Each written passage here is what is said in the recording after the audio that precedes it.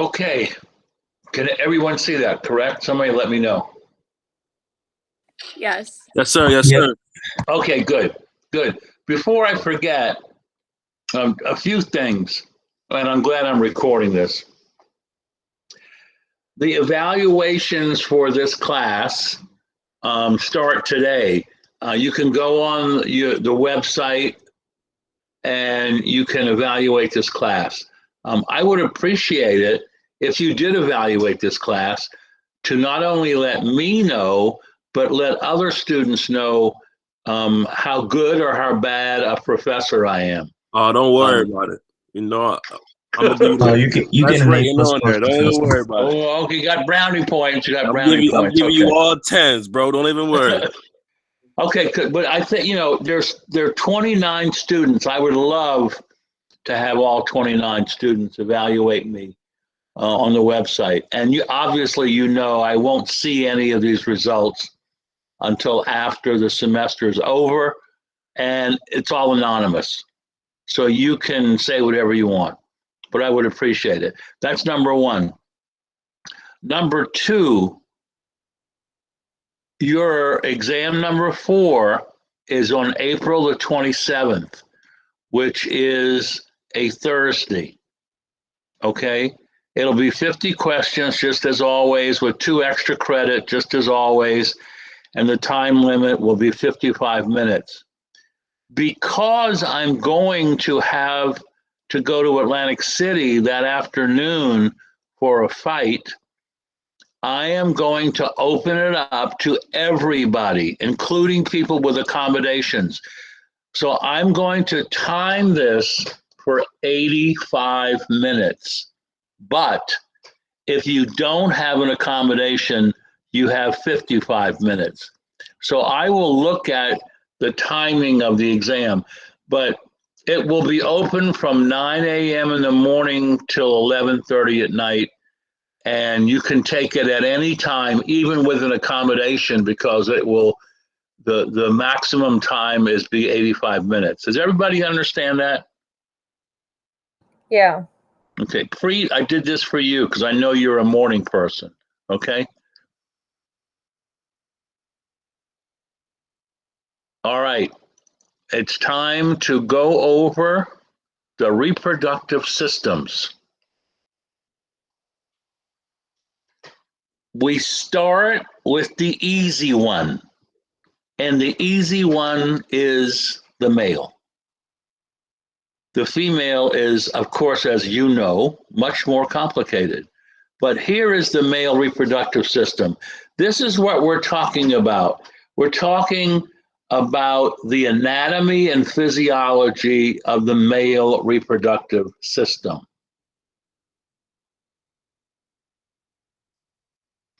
Let's start with the scrotum. The scrotum is a sac of loose skin underlying tissue that contains the testes. Internally, it is separated into 2 compartments. And it's separated into 2 compartments by the dartus muscle. This muscle, along with the cremaster muscle, is what keeps the testicles out of the body. Okay? And as most men know, when it gets cold outside, the dartus and the cremasteric muscle pull the scrotum so that the testes are more closer to your body for warmth. The reason that the testes is outside of the peritoneal cavity is because if the testes were inside the peritoneal cavity, all the sperm would die because it's too hot. So getting the scrotum and the testes outside of the body of the peritoneal cavity ensures that the sperm that is made in the testes is 3 degrees cooler than the peritoneal cavity. So that's a very important item to understand. So what are the testes? Well, the testes are oval glands, and they're paired in the scrotum, covered by a layer called the tunica vaginalis. Internal to this layer is another layer called the tunica albuginea, and it extends to form different pockets inside the scrotum. Inside the testes, there are the seminiferous tubules. This is where sperm is produced. And you know I'm going to ask you this question. Where is sperm produced? In the seminiferous tubules of the testes. It's known as spermatogenesis. And here it is, okay? Here's what we're talking about. This is one of your testes right here. And here is the tunica albuginea and the tunica vaginalis. So the vaginalis is the outer layer, and the albuginea is the inner layer. And this is what we're talking about. This is what we're talking about. Here it is.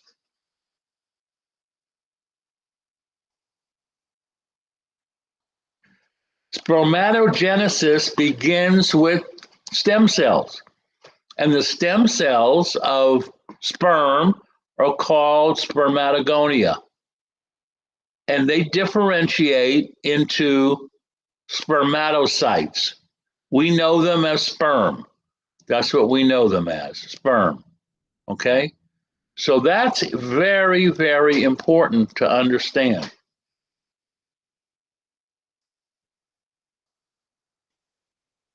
I'm not going to talk to you about meiosis. That's really a AP1 subject, so I'm not going to have any questions on meiosis 1, meiosis 2. Even with the ovary, I'm not going to talk about meiosis. Not important in AP2.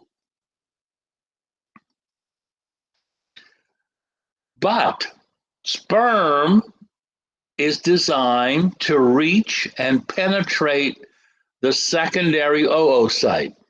The secondary oocyte is what we call the egg in order to achieve fertilization. And when you achieve fertilization, you have the combination of a sperm and an egg, and that creates a zygote. The creation of a zygote is known as fertilization. The sperm is a structure. It is divided into a head, neck, and a tail. The head contains the chromosomes. There is a covering over the head of the sperm called the acrosome, which not only covers the head, but contains enzymes in order to help penetrate the egg to maximize fertilization. The neck contains centrioles that form microtubules that make up the rest of the tail. The middle piece contains the energy because it contains the mitochondria that make the energy, ATP, for locomotion of the sperm. The principal piece and the end piece make up the tail, and the tail is used for movement. And here is a picture of a sperm. Here is the acrosome, the covering of the head, which contains enzymes to penetrate the egg to achieve fertilization. Here is the neck, Here is the mitochondria, which produces all of the energy. Here is the middle piece. Here is the tail. You may know the tail and the end piece as the flagellum. Okay, but this is the sperm. Here it is. Okay, that's the sperm.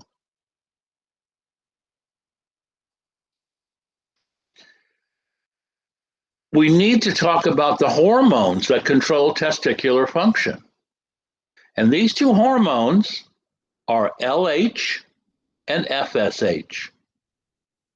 Remember, LH, which is luteinizing hormone, and FSH, which is follicle stimulating hormone, all come from the anterior pituitary. The hypothalamus releases gonadotropic releasing hormone, stimulating the anterior pituitary to produce LH and FSH. Each hormone has a singular function. In the male, luteinizing hormone stimulates the cells of the testes to produce the hormone testosterone. FSH stimulates the testes to produce sperm. So know the functions of both those hormones. And it's all negative feedback. When LH or FSH gets too high, it turns off the hypothalamus from releasing gonadotropic releasing hormone, and the anterior pituitary stops producing luteinizing hormone and follicle stimulating hormone. Very important. Okay? And this is what I just said. This is what I just said. It's negative feedback. Negative feedback. Okay?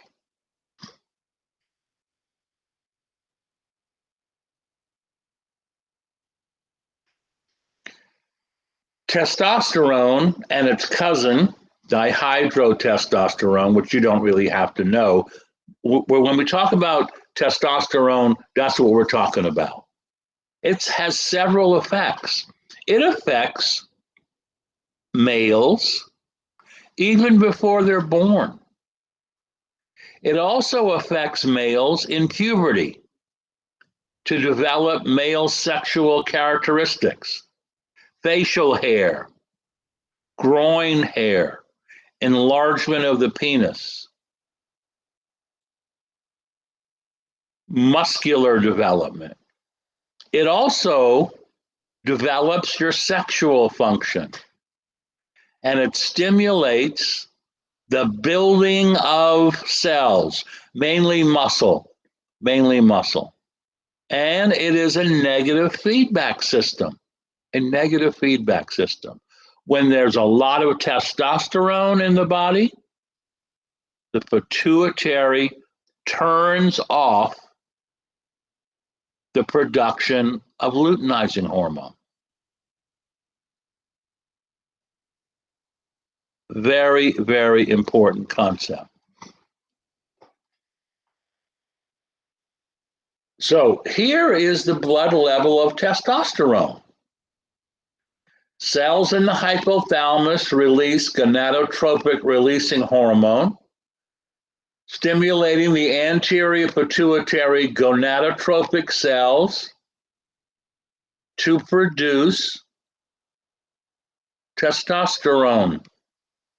To produce luteinizing hormone. Luteinizing hormone affects the Leydig cells. Look, L for luteinizing, L for Leydig. The Leydig cells in the testes produce testosterone. Okay, giving you testosterone in the blood, and when there's too much testosterone in the blood, it will stop the release of luteinizing hormone from the anterior pituitary. Know that the gonadotropic cells of the anterior pituitary produce luteinizing hormone, which stimulates the Leydig cells of the testes to produce testosterone. All right? Very, very important. So let's talk about sperm. We know already that it's made in the seminiferous tubules. It goes from the seminiferous tubules to a network of ducts. And going through the network of ducts, it finally leaves the penis through the urethra. These ducts carry sperm to the epididymis. The epididymis is where the sperms mature, and the bad sperm degenerate and are reabsorbed.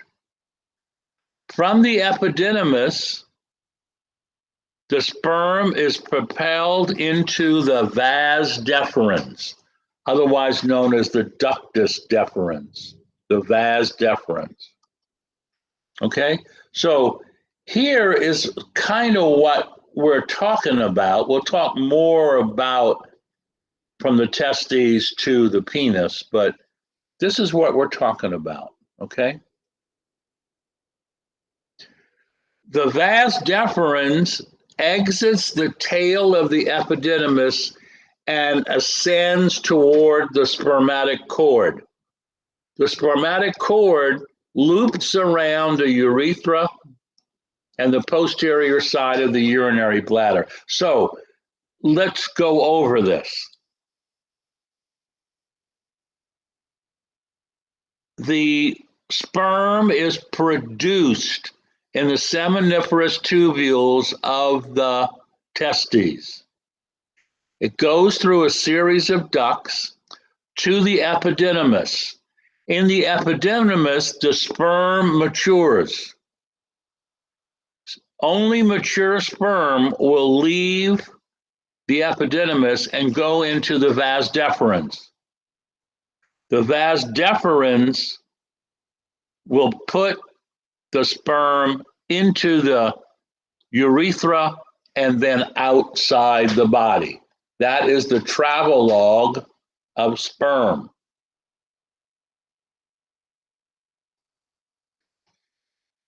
The spermatic cord ascends outside of the scrotum and contains the vas deferens.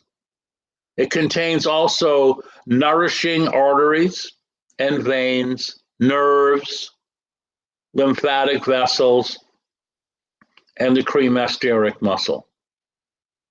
And that's basically all you have to know about the spermatic cord. Okay, but here it is. Here we start in the testes. And then you can see that the dartus muscle is keeping the testes out of the peritoneal cavity, along with the cremasteric muscle. All right? So sperm is produced in the seminiferous tubules. They mature in the epididymis, and then they go up to the ductus or vas deferens and into the spermatic cord, and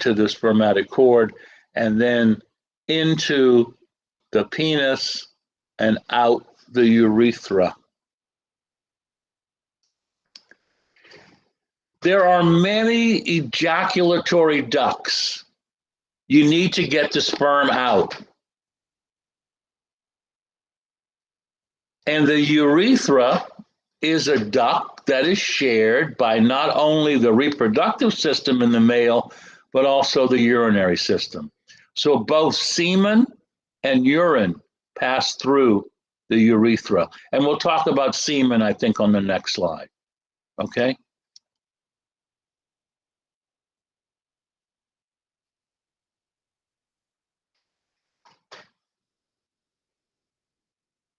How do you make semen? Well, you make semen by adding sperm to liquid, and the accessory glands of the male reproductive system produce this liquid. And there are three of them: the seminal vesicles, the prostate, and Cowper's glands. All three of these glands produce a liquid in which the sperm travels. The combination of that liquid with sperm is called semen. The seminal vesicles secrete an alkaline, viscous fluid containing fructose, prostaglandins, and clotting protein. You have to remember that this is alkaline because the sperm is going to go into an acid vagina. So it has to be neutralized. We don't want sperm dying inside the vagina. The sperm also needs food, and the food is given by the seminal vesicles. Here it is: food, prostaglandins, and clotting proteins help to make sure that the semen does not clot immediately. The prostate. The prostate is another gland that secretes a milky, slightly acidic fluid because it contains all the acids. It contains citric acid, it contains proteolytic acid, and it contains acid phosphatase. We need these acids to help the sperm break through to the egg. The third accessory gland of the male is known as the bulbar or urethral gland, otherwise known as Cowper's glands, which also secrete an alkaline fluid during sexual arousal that neutralizes the acidity of the male's urine and also allows to have mucus for lubrication. And here's the word semen: a mixture of sperm and seminal fluids. And all these seminal fluids come from the accessory glands. Okay? You certainly don't have to know the volume of ejaculate. But what I do want you to know is the number of sperm per milliliter. And this is a very important number. Anywhere between 50 and 150 million sperm per milliliter is produced in one ejaculate. Why is that number important? Because if you drop below 50 million sperm per milliliter, you are infertile and you will not make a baby. So infertility in the male is defined as less than 50 million sperm per milliliter of ejaculate. And the pH is really not important, okay? So that's semen. So let's talk about the male reproductive organ, the penis. It is the erectile part of the male reproductive system. It contains the urethra, which is a passageway, as we said before, for not only semen, but also urine. It is composed of 3 cylindrical masses: 2 corpora cavernosa and 1 corpus spongiosum. It also contains the glans, which is the head of the penis covered by skin, and that skin is called the prepuce. Okay? And here is what we're talking about. Let me go back because this is a horrible slide. Let's go back. This is what we're talking about. Okay? We're talking about the corpora spongiosum the two erectile masses. This is what makes the penis erect. And we're talking about the spongiosum, which is right here. This is where the sperm goes in. This is where semen goes, okay?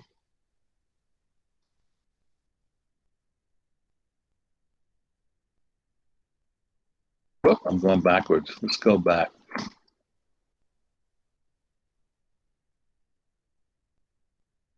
Okay. An erection. A male erection is brought about by parasympathetic innervation. It's also that way in the female, too. We'll talk about the female also. An erection is a parasympathetic innervation. There is vasodilatation of the arteries in the erectile tissue of the penis. Large amounts of blood enter the tissue, and the penis becomes erect. Ejaculation, which is the release of semen, is due to sympathetic stimulation. Sympathetic stimulation. There are many muscles, and you don't have to know the names of them, that contract to force the semen out. What I want you to know from this slide is that erection, either male or female, is caused by parasympathetic innervation. Ejaculation in the male and in the female is sympathetic.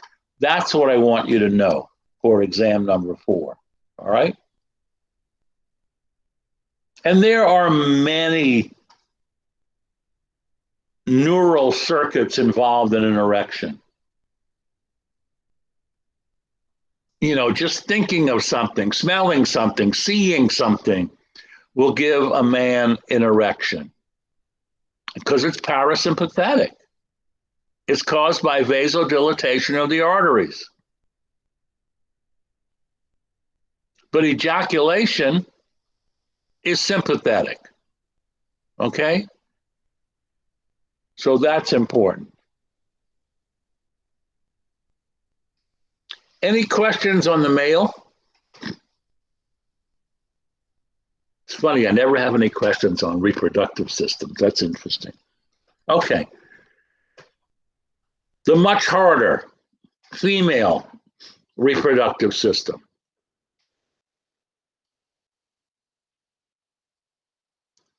Let's start with the ovaries. The ovaries are homologous, equal to the testes. The ovaries produce ova, otherwise known as eggs, and also hormones. Now, in the female, they produce more than one hormone. They produce 4 hormones. They produce what we call RIPE, R-I-P-E, relaxin, inhibin, progesterone, and estrogens. R-I-P-E.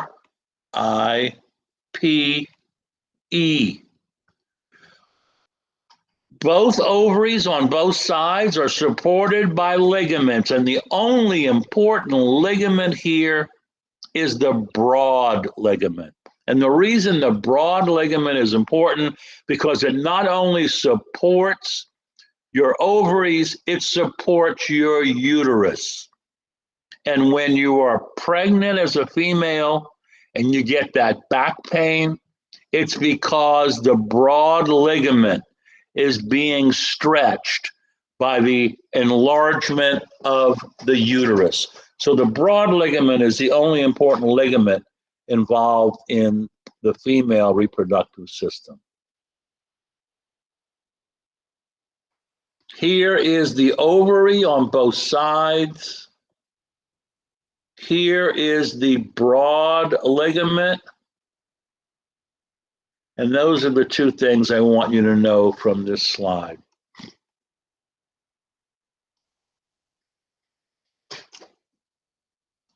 Histologically, ovaries consist of basically the same structures as the testes.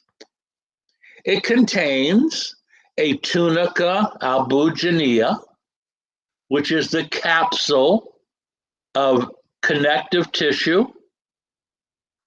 But the ovary, as a gland, contains a cortex and a medulla. And in the cortex is where you find the ovarian follicles.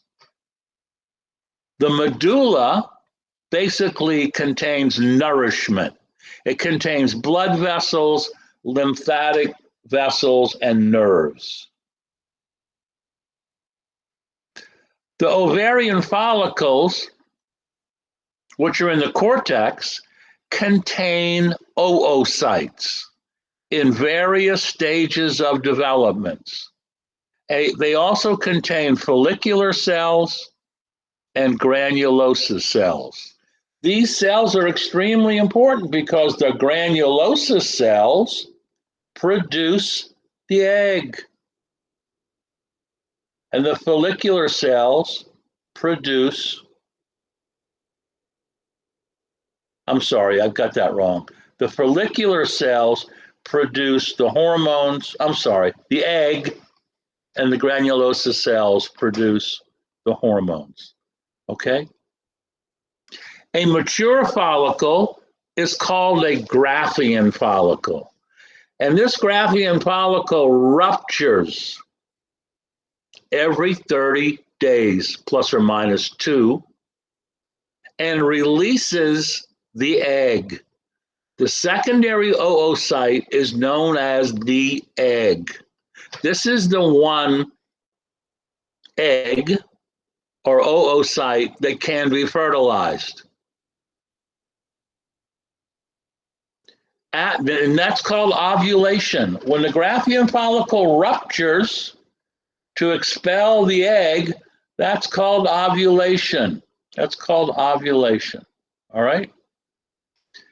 A corpus luteum develops after ovulation.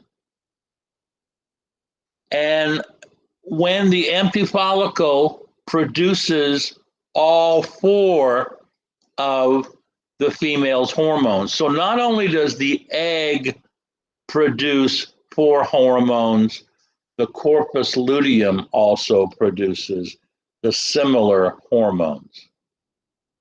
Okay? And this is what we're talking about. Let's start with the rupture of the follicle. The rupture of the follicle is called the corpus hemorrhagicum, which means it ruptured. The body ruptured. It discharges the egg, known as the secondary oocyte, which is known as ovulation. Ovulation. Okay?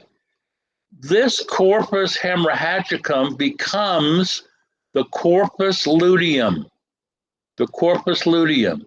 It eventually degenerates into the corpus albicans. It's known as the white body or the white scar Okay, and then the process begins again. Here is the primary follicle, giving you a secondary follicle, giving you the mature Graafian follicle, which then ruptures. So that's the full cycle of the female reproductive ovarian cycle.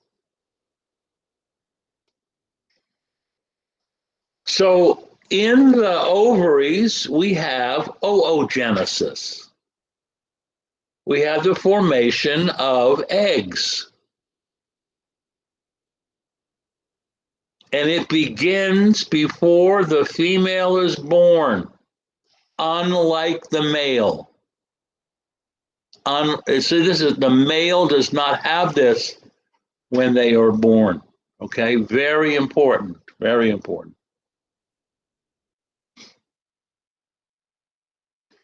Every month, after puberty from the anterior pituitary, follicle stimulating hormone and luteinizing hormone stimulate the development of a follicle.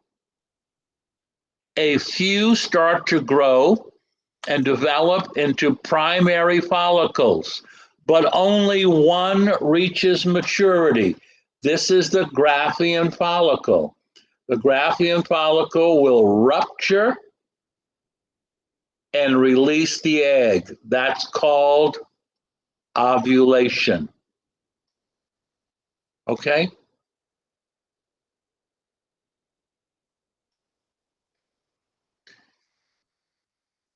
In later stages of development, the primary oocyte is surrounded by several layers of granulosa cells. You really don't have to know much about the granulosa cells. Just know that it surrounds the primary oocyte. Remember, it is the secondary follicle that becomes the Graafian follicle, which produces the egg, known as ovulation.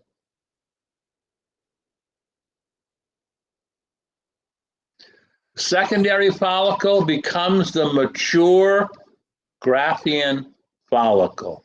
This is the follicle that produces the egg.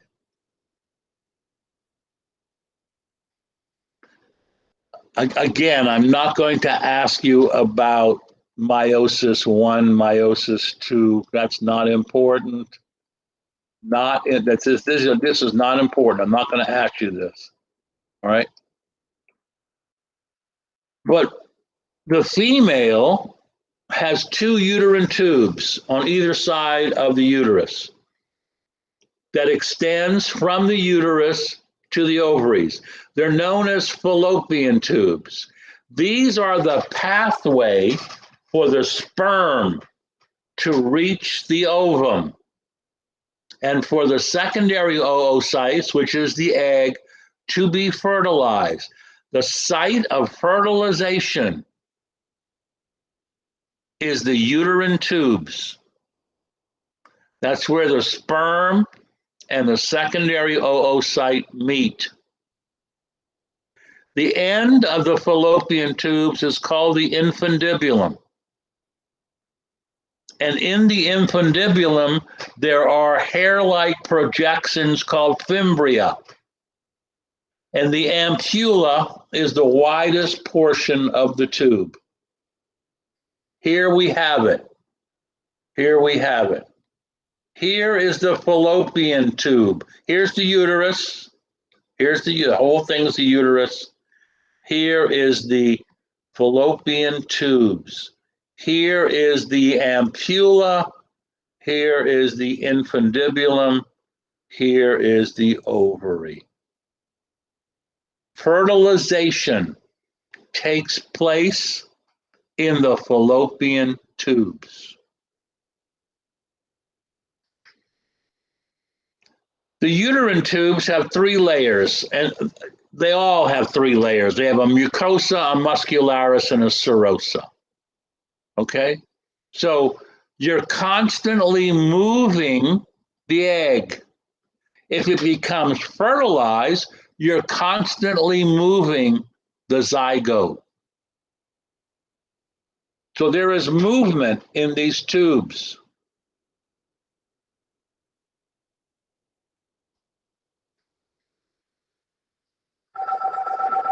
The uterus is part of the pathway. From when sperm is deposited in the vagina, it goes from the cervix of the uterus, which is the opening of the uterus in the vagina, into the uterus, and then goes into the fallopian tubes. And that's where it meets the egg. It meets the egg and fertilization occurs. Okay?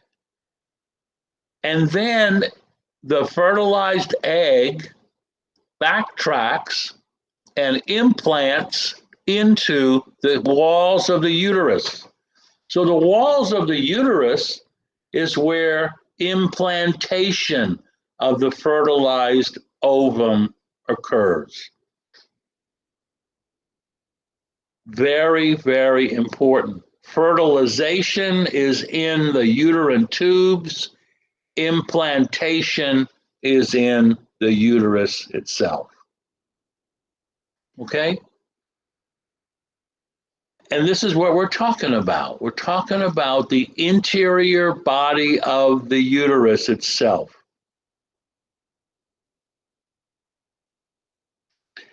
The uterus has 3 layers. The perimetrium is the outermost layer, that is the serosa. The myometrium, of course, you already know myo means muscle, and it's the middle layer, and it consists of 3 layers of smooth muscle. The endometrium is the inner layer, and the endometrium is the most important layer because it contains 2 important layers. It contains the stratum functionalis, which is what a woman sheds every month during menstruation. It also contains the basalis, the stratum basalis, which is a permanent layer. And when at the end of 30 days, when the stratum functionalis is shed in menstruation, the basalis produces another stratum functionalis. Okay? Here is the muscle, the myometrium. Here is the stratum basalis. Here is the stratum functionalis. That is the layers of the uterus. You don't have to know the blood supply to the uterus, that's not important. But obviously it has blood supply.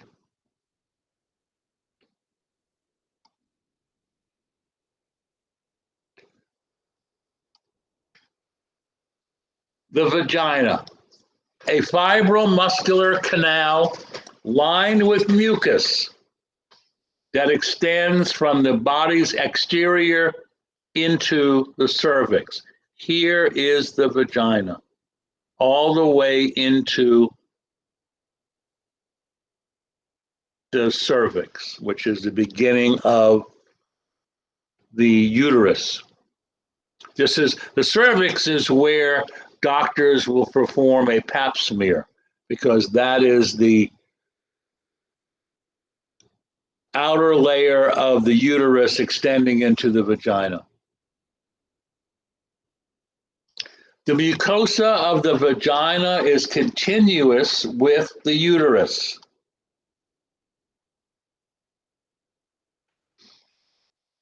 The epithelium and the connective tissue of the vagina lie in series of transverse folds called rugae. The muscularis is composed of an outer circular layer and an inner layer of smooth muscle. This allows the vagina to stretch during intercourse and childbirth. The hymen is a thin fold of vascularized mucous membrane that partially closes the inferior end of the vagina. The vulva. The vulva refers to all of the external genitalia of the female. The vulva includes the mons pubis, the labia minora, the labia majora, the clitoris, and the vestibule. And I think the next slide is a picture. Yes, it is. Here's the mons pubis. Here is the labia majora. Here is the labia minora. Here is the hymen. And here is the clitoris. Okay?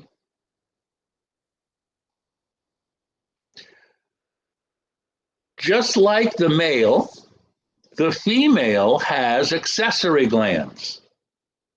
Okay? Let me tell you something about the accessory glands of the female. There are no glands in the vagina, none.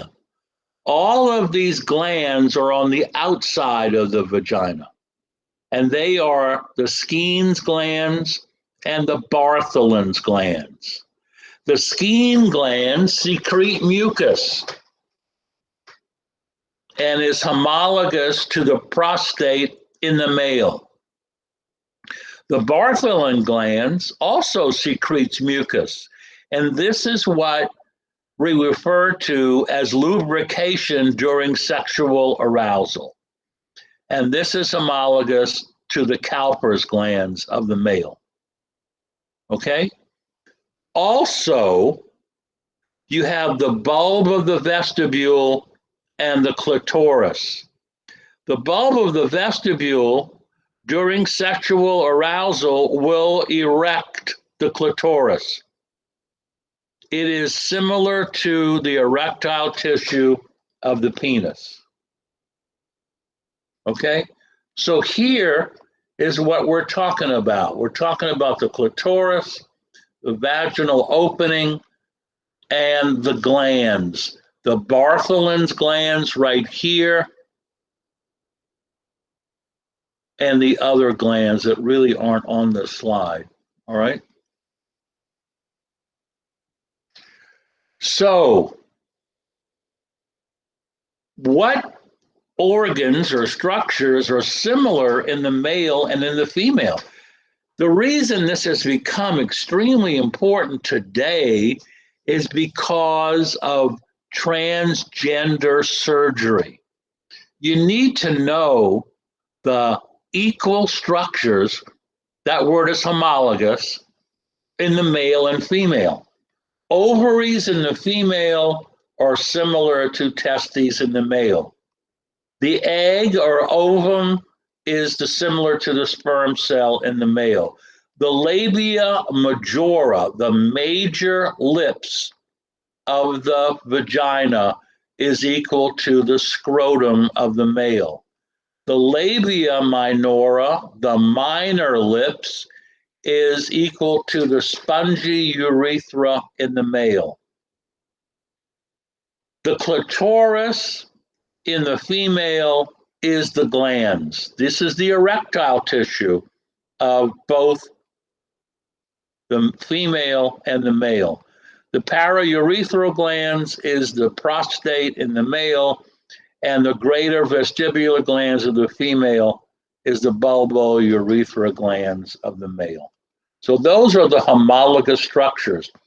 Anyone going under transgender surgery, either male to female or female to male, the person who is doing the surgery certainly needs to know the homologous structures.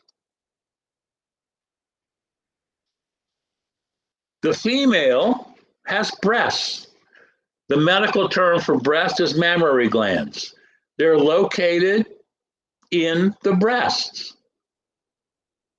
And they are basically modified sweat glands. The word sudoriferous, you should have learned in AP1.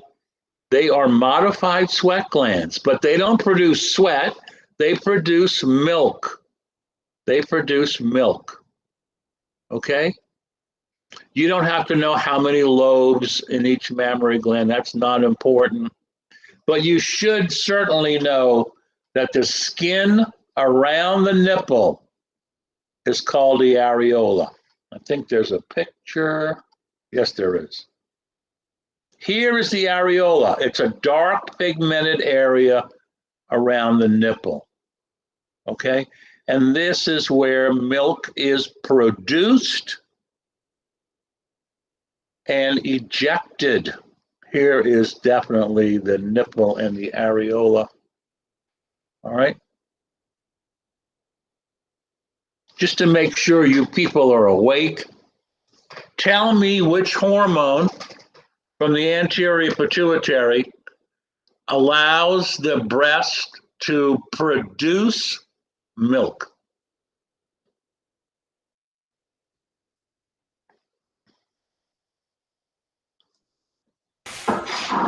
Go.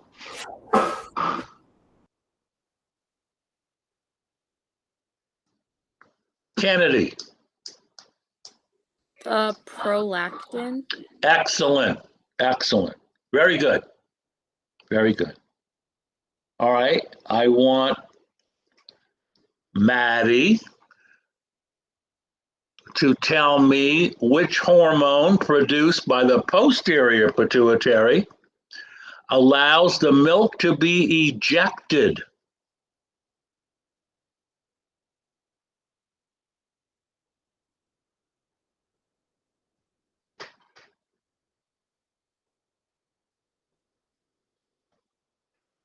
Maybe Maddie's mic's not working. How about Hannah?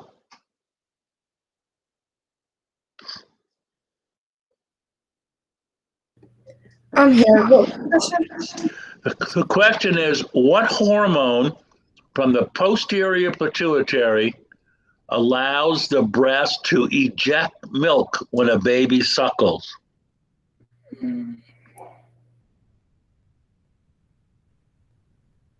I'm not sure. It's Lindsay, Yeah. but is it oxytocin or whatever? Oxytocin. Yeah. Good. Yeah, oxytocin. Okay. So Okay. prolactin from the anterior pituitary allows the breast to make milk, and oxytocin from the posterior pituitary allows the breast to eject the milk. All right. Got it? All right. All right. You thought that was hard? Wait till you see this. This is the most complicated part of this lecture. The female has 2 cycles. Non-pregnant females experience cyclical changes in ovaries and uterus lasting approximately 1 month.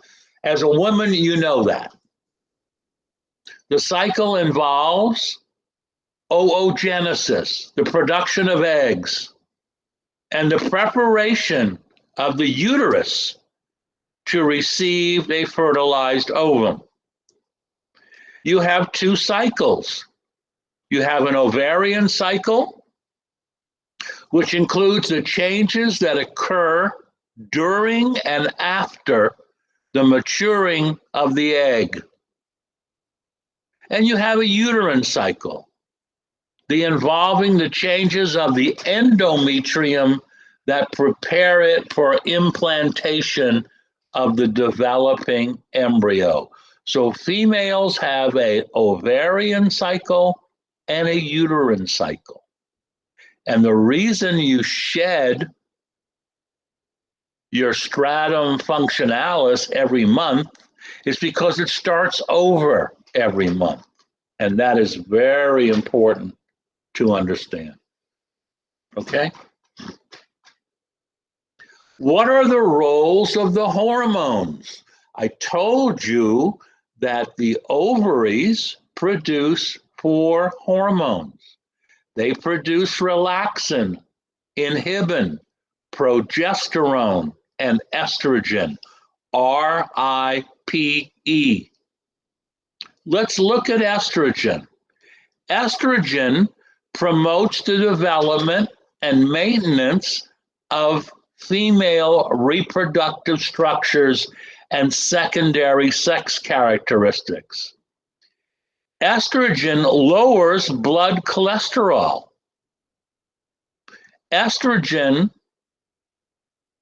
stimulates the proliferation of the stratus basalis to form a new stratum functionalis every 30 days. Inhibin releases the hormone FSH. Relaxin inhibits the contractions of the uterine smooth muscle.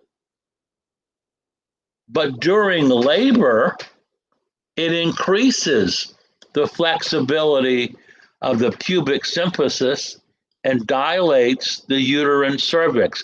We'll talk more about relaxin in the next chapter when we talk about labor. Progesterone. Progesterone stimulates the endometrial glands of the uterus to secrete glycogen and lipids, which serves as the initial energy source of a fertilized egg if implantation occurs. You'll learn more about progesterone when we talk about implantation of the embryo. So, what are the phases of the female reproductive cycle? The cycle generally ranges from 24 to 36 days. It is divided into 4 phases: menstrual, pre-ovulatory, ovulation, and post-ovulatory. And I think the next slide shows this in graph form. Yes, it does. Okay. Day 1 through 4 is the menstrual phase. This is when you lose the stratum functionalis and you bleed. This is called menstruation. And it all comes from the endometrium layer of the uterus. This is the uterine menstrual cycle. Okay, the uterine menstrual cycle. It goes along with the ovarian cycle. So these changes occur in the ovary. These changes occur in the uterus. From day 5 to day 12, you have what's called the proliferative phase of the endometrium. You're now producing a new stratum functionalis. This is known as the pre-ovulatory phase. And you can see that estrogens, not only in the ovarian cycle, but also in the menstrual cycle, have a major role in both of these phases. Okay? Now let's talk about day 12 through day 15. This is known as ovulation. I know the arrow is on 14, but it's between 12 and 15. This is known as ovulation. This is when the estrogens in your ovarian cycle will form the Graafian follicle. Here it is, the Graafian follicle. And it will rupture.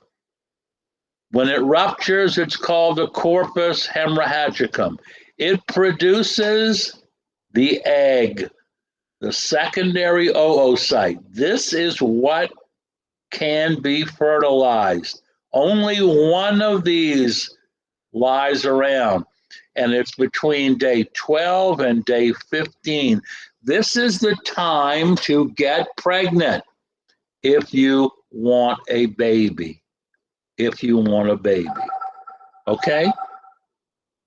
So that's ovulation. That's ovulation. All right? What you're going to find out is that there is a surge of luteinizing hormone. And without the surge of luteinizing hormone, ovulation cannot occur. So luteinizing hormone surge produces ovulation. Here is the secondary oocyte. It is in the fallopian tubes. Let's go back to the uterus. Okay? Now the uterus is in post-ovulation phase, otherwise known as the secretory phase. And what maintains the uterus is progesterone. Progesterone is the hormone that maintains the endometrium of the uterus, because if there's implantation, it will nourish the embryo. It will nourish the embryo. Okay? So progesterone is very important in the post-ovulatory phase. All right? If the egg is not fertilized, you will go back to menstruation. You will slough off the stratum functionalis of your uterus. So those are the phases. Those are the phases. Here it is. Here's the LH surge. Look here. Here's the LH surge. It occurs around day 13 or 14. Remember, 12 through 15 is known as ovulation. Without this LH surge, there will be no egg. So ovulation is dependent upon luteinizing hormone.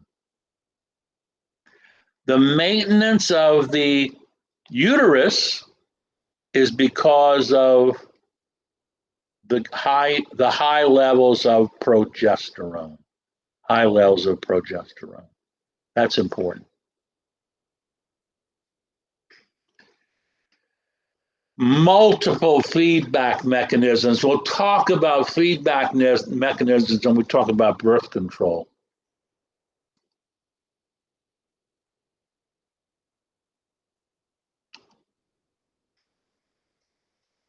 It even gets more complicated. It gets more complicated. Okay? But know those phases of the uterine cycle and the ovarian cycle. So, how does birth control work? Well, it's all negative feedback. If you take a birth control pill, what are you taking? You're taking either estrogen or progesterone or both, because high levels of estrogen and high levels of progesterone will prevent the LH surge and you will not ovulate. And it will depress the pituitary from producing FSH and LH. So that's how birth control pills work. Obviously, the best birth control is not having sex. Well, that won't happen. That won't happen ever.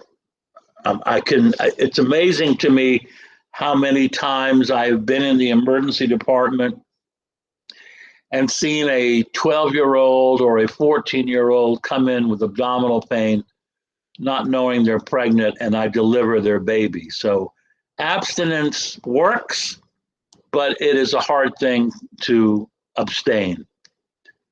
Other methods are surgical sterilization, hormone methods, that's the birth control pill, and periodic abstinence. You know, not having sex between 12 and 15-day cycle.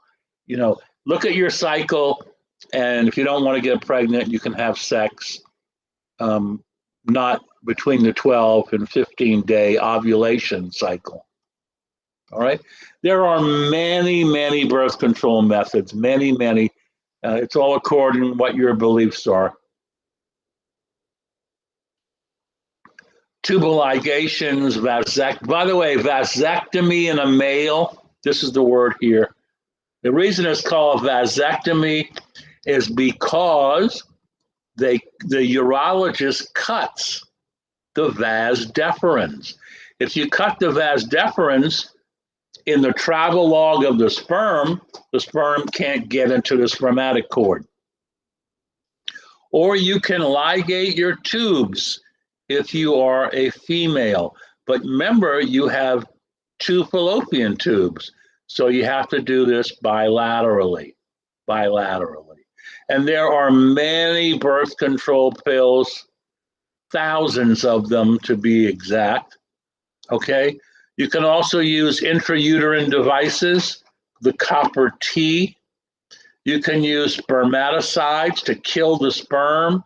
You can use barriers, male condoms, the vaginal pouch, the diaphragm, the cervical cap, or you can look at the rhythm method, which is periodic abstinence. Okay? And it shows you how good they are, how good they are. Those are all birth control methods. We talked about sterilization of vasectomy is by removing a portion of the vas deferens. Tubal ligation is the closing or cutting of both fallopian tubes.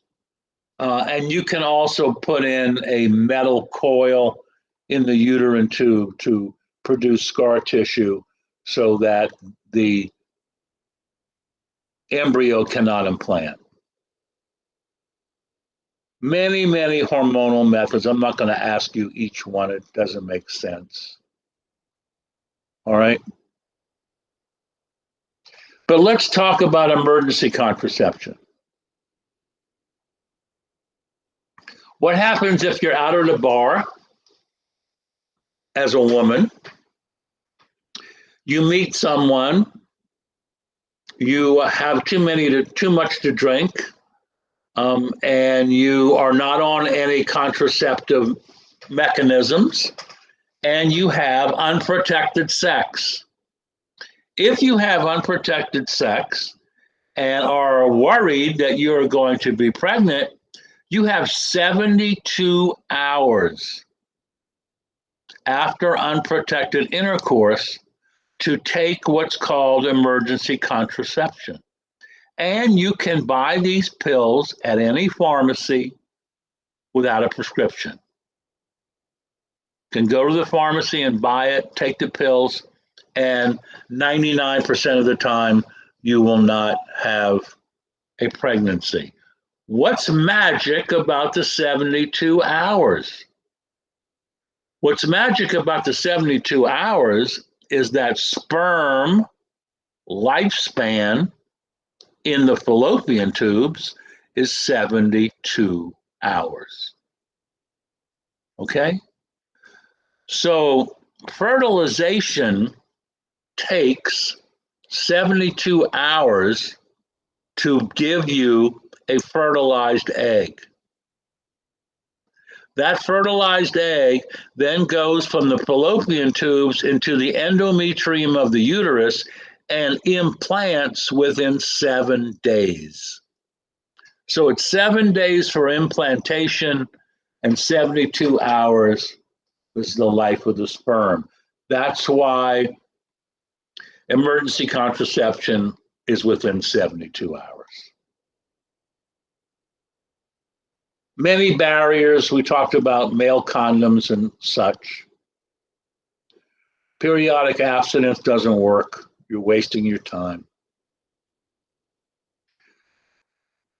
What is abortion? Abortion is physiologically the premature expulsion of the products of conception from the uterus. It can also be given to you as a pill. If you're pregnant and for some reason you don't want to carry your pregnancy, there is a pill. And this pill is called RU486. It's a hormone that's used in pregnancies that are 9 weeks or less. It blocks progestin, that by blocking the production of progesterone. When you block progesterone, the uterus endometrium is no longer viable. Remember, progesterone is needed to maintain the uterus endometrium. If you destroy the production of progesterone, you will slough off the stratum functionalis and the baby. Okay? So that is another way to have an abortion. if you decide you don't want the child. All right? Or you can have a vacuum aspiration, which will remove the embryo, the fetus, the placenta, and the uterine lining. And I certainly don't want to get into a discussion of abortion, yes or no, because that is a religious problem. That is a personal problem, and I'm not getting into it. Not getting into it. All right? No, let's not get into it. Okay, I'm not going to ask you any questions on embryology of the reproductive system. That's not important.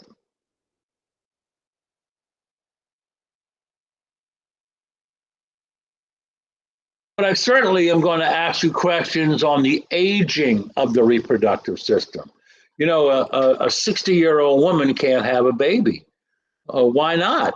Well, they can't have a child because their estrogen levels are low, their progesterone levels are low, and their egg production is zero.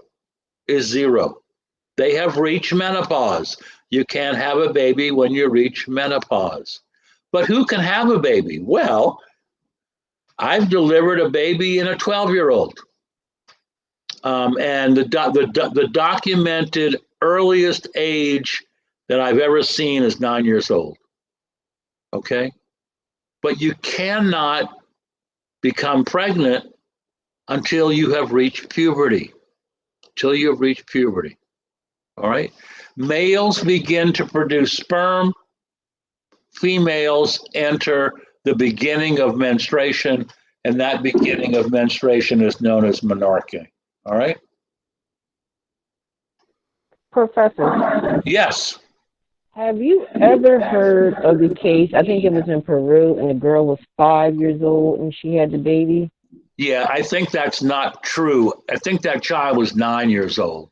But I have heard about a 5-year-old. I doubt it very seriously. I think the earliest, and it was in Peru, is a 9-year-old. 9-year-old. Oh, okay. But okay, it was South America though, right? Oh yeah, definitely. Okay. Definitely. All right. Yeah. All right. All right. So Okay, as so you get anyway. older, your fertility declines in both males and females. Both males and females. Okay?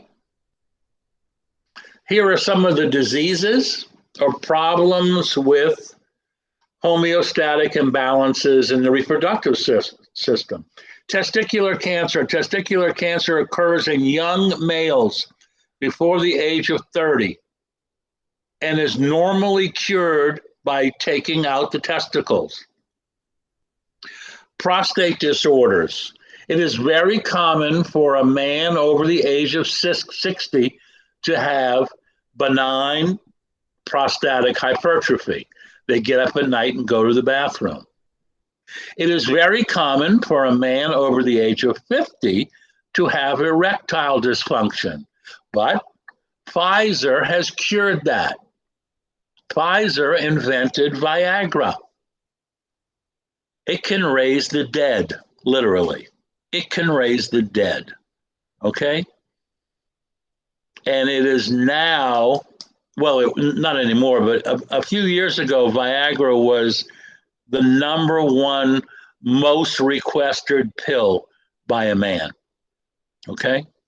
Women can develop premenstrual syndrome every month. They can also develop endometriosis. Endometriosis means that endometrial tissue of the uterus is in the peritoneal cavity outside of the uterus and causes bleeding every 30 days into the peritoneal cavity. We all know about breast and ovarian cancer, some of the biggest cancers that are involved in women. And women can certainly get yeast infections. We also should talk about sexually transmitted diseases. Okay? Let's talk about the 2 viruses. The 2 viruses are genital herpes and genital warts. I think, you know what? I think I may give you a lecture on the sexually transmitted diseases. But the two viruses are genital herpes and genital warts. Genital warts are caused by the virus human papillomavirus, HPV. Okay? And we'll talk about that. Syphilis is a treponema bacteria. Gonorrhea is a bacteria. Trichomonas is a bacteria, and so is chlamydia. I think I'll give you guys a lecture on Thursday on sexually transmitted diseases and scare you a little bit. That'll be good. All right. Let's get off of the recording.